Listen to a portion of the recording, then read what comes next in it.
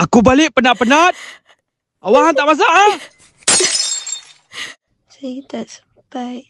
Tadi saya urus anak, saya kemas rumah. Setiap hari, ramai wanita jadi mangsa keganasan rumah tangga. Dimarah, dipukul, dihina, kononnya kerana penat kerja. Tapi, siapa peduli?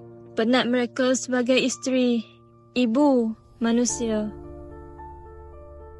Keganasan bukan hak suami. Ia jenayah. Jika anda mangsa atau saksi, jangan diam.